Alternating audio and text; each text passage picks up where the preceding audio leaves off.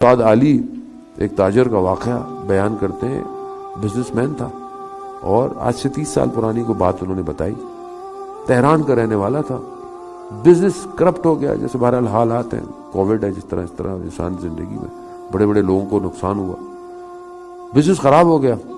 بڑا business man تھا، business خراب ہو گیا، اب مقروض ہو گیا، لون دینا تھا. جس کا بھی دروازہ کھٹکھٹاتا تھا کوئی دروازہ نہیں کھول، حتیٰ بعض جگہ پر اپنی زوجہ کو بھیجتا تھا کہ شاید خاتون دیکھ کر وہ، لیکن سب نے منہ موڑ لیا. ایک دن پریشان بیٹھا ہوا، اپنی زوجہ سے کہا کہ میں اب کسی ایک اور کے پاس جاتا ہوں کہ جہاں سے مجھے امید ہے کہ وہ مجھ سے منہ نہیں موڑیں گے. زوجہ نے پوچھا، وائف نے، کہ کہاں؟ کہا امام رضا. کہا کہ میں نے سنا ہے کہ امام رضا جو ہے وہ پورا کر دیں گے. کہا مگر پیسے نہیں ہیں، کیسے زیارت پہ جائے؟ کہا مجھے نہیں پتا، کہیں سے کچھ کرو. اس نے بہرحال کہیں سے کچھ پیسے ایسے کر زیارت پہ اس کو بھیجا.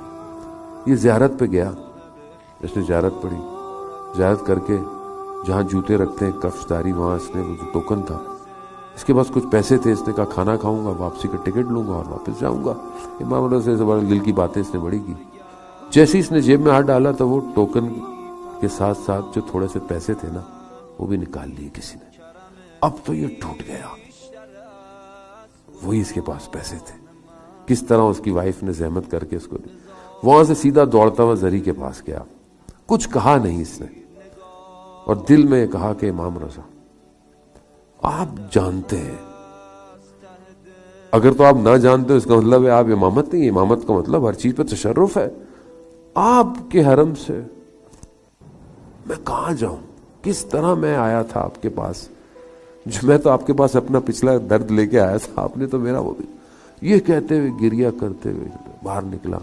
اچانک سے باہر نکلتے ہوئے پاؤں ٹکرایا تو ایک سکہ پڑا تھا، کوئن اس نے اٹھایا. اس نے دیکھا کہ پہلے بوت لگے ہوتے تھے، کوئن ڈال کے کال ہوتی تھی. حرم سے نکلا، اس نے بولا کہ وہ بوت لگے ہوئے، ابھی بھی لگے ہوئے وہاں پہ. اس نے کہا کہ میں کسی سے مانگوں کہ میں تہران سے آیا ہوں، یہ آیا ہوں، وہ آیا ہوں، تو میری ہمت نہیں ہے کہ میں کسی سے کہوں یہ، کیونکہ وہ ایسا آدمی نہیں تھا، بڑا بزنس مین تھا، کوئی پروفیشنل تھا نہیں کہ لوگوں سے پیسے مانگتا.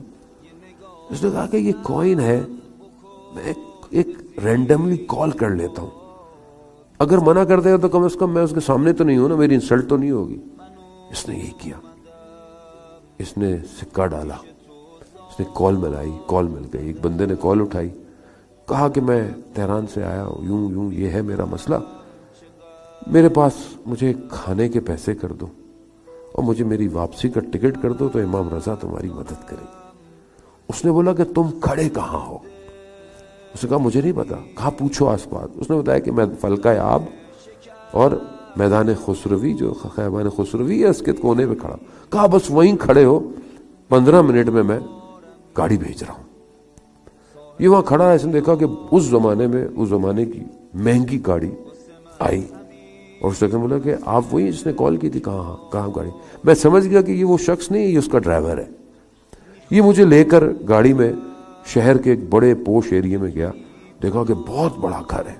میں جیسے ہی اندر ہوا، ایک شخص سیڑھیوں سے نیچے اتر رہا تھا اور آ کر اس نے مجھے گلے لگایا. کہا میں ہی ہوں جس سے تمہاری بات ہوئی ہے. کہا آؤ اندر آؤ. میں اندر آیا. اس نے مجھے چائے پلائی، شربت، ایک بڑا اچھا ویلکم دیا. پھر اس کے بعد اس نے مجھے مفصل کھانا کھلایا، بہترین کھانا. اب میں یہ دیکھ رہا کہ کھانا تو میں نے کھا لیا. اب میں نے کہا کہ بزرگوار زحمت ہوگی، مجھے ٹکٹ کے پیسے دیں تاکہ میں واپس جاؤں. اس نے کہا تمہارا مسئلہ کیا ہے؟ اس نے کہا چھوڑے، میں مسئلہ بیان کر کے آپ کے سر میں درد کروں گا، میں امام رضا سے اپنا مسئلہ نہیں. اس نے کہا مسئلہ کیا ہے؟ کہا میں بزنس مین تھا، میرا بزنس خراب ہو گیا، یہ ہو گیا، وہ ہو گیا، کسی نے بہرحال لون ہے میرے پاس. اس نے کہا کتنا لون ہے؟ اس زمانے میں اس نے کہا کہ میرے 200 ملین تومان میرا لون. اس 30 سال 200 ملین بہت ہوتا تھا. ابھی شاید اس کی اتنی قیمت نہیں ہے، ابھی تو شاید 15-20 ہزار ڈالر ہوگا، لیکن اس زمانے میں بہت تھا. کہا کہ اور تمہیں دوبارہ کام شروع کرنے میں کتنے پیسے چاہیے؟ کہا کہ 60-70 ملین. اس نے چیک نکالا, اس نے 200 ملین لکھے. اب یہ پریشان ہے کہ یہ کر کیا رہا ہے. دوسرا چیک نکالا, اس نے 70-80 ملین لکھے. اس نے بولا یہ کیا ہے. ایسے میں ایک جوان آیا اور جوان نے اس کو بڑے ادب سے چائے پلائی اور چلا گیا. کہا کہ یہ تم نے اس کو جوان کو دیکھا؟ کہا یہ میرا بیٹا ہے. کہا کچھ عرصے پہلے اس کو کینسر ڈائیگنوز ہوا. کینسر ڈائیگنوز ہوا اور میں اس کو لے کے گیا تہران ہاسپٹل ادھر. انہوں نے کہا کہ اس کا علاج ہمارے پاس نہیں ہے. لندن میں ایک ہاسپٹل ہے, اگر وہ اس کا علاج کر لیں تو یہ بچ سکتا ہے. خود پیسے والا تھا میں فوراً لندن چلا گیا. وہاں انہوں نے کہا کہ ہم 3 ٹیسٹ کریں گے, اگر تینوں نیگیٹو آ گئے تو پوزیٹو آ گئے, کچھ ایسا تھا کہ تو ہم علاج کریں گے, ورنہ ہم علاج سے بھی چھوڑ دیں گے. ہم کچھ 2 ٹیسٹ کا رزلٹ جو ہے وہ پوزیٹو آیا. تیسرا ٹیسٹ ہونے والا تھا, وہاں جو کام کرتا تھا اس کو انگلش فارسی, اس نے مجھے بولا کہ دیکھو اس سے پہلے کہ تیسرا ٹیسٹ آئے تم دعا کرو کہ یہ نیگیٹو آ جائے, ورنہ ہم کچھ نہیں کر سکیں گے. یہ 2 پوزیٹو آ گئے. کہہ رہا ہے مجھے پتا تو تھا نہیں, پیسے والا شخص تھا. میں باہر صحن میں گیا, میں نے کہا دعا کس سے کروں. مجھے ایک دم امام رضا کا خیال آیا. میں نے کہا یا امام رضا, میں آپ کا بہت اچھا زائر تو نہیں, کہ میں اس طرح آپ کے حرم نہیں آتا, مشہد میں رہتا, لیکن آپ کا ہمسایہ ضرور ہوں, اسی شہر میں رہتا ہوں.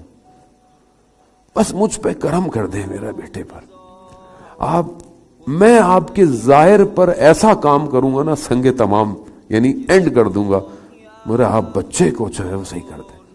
کہہ رہا ابھی میں نے یہ دعا کی تھی, وہ دوڑتا ہوا آیا شخص, کہا کہ ٹیسٹ نیگیٹو آ گیا ہے. بس میں وہاں سے اپنے بچے کو لیا, دوبارہ ٹیسٹ کیے انہوں نے, وہ سارے ٹیسٹ جو پوزیٹو آئے تھے وہ بھی نیگیٹو آ گئے. میں واپس ایران آیا, میں نے وہاں دیکھا تو لوگ پریشان, ڈاکٹر یہ معجزہ ہے, ایسا ممکن نہیں تھا. کہا بس وہ دن ہے اور آج کا دن. میں انتظار کرتا تھا کہ وہ کون سا ظاہر ہے. کہتا میں جاتا تھا حرم میں, لیکن میں ڈھونڈتا رہتا تھا. رات کو میرے خواب میں امام رضا ہے. اللہ اکبر, کتنا رؤوف امام ہے. رات کو میرے خواب میں آئے اور مجھے کہا کہ کل ایک ظاہر آئے گا تمہارے پاس, تو اپنے دفتر چلے جا. بس کہتا ہے میں دفتر میرا بڑا دور ہے, وہاں تو ظاہر دور دور تک نہیں, میں دفتر میں بیٹھا ہوا. اچانک سے یہ فون بجا. دیکھیں آپ امام رضا کس طرح انسان کی زندگی کو پلان کرتا ہے. وہ کہا کہ تم نے مجھے فون کیا, تم آئے, تو میں نے اصل میں یہ وہ کام کیا ہے کہ جو میں نے امام سے اپنے بیٹے کے لیے وعدہ کیا. کس طرح امام, اس طرح بہت سا, اور یہ واقعی ایسے نہیں ہے کہ داستانیں ہیں یا خواب ہے, یہ حقیقت ہے. امام رضا واقعی امام رضا رؤوف ہے.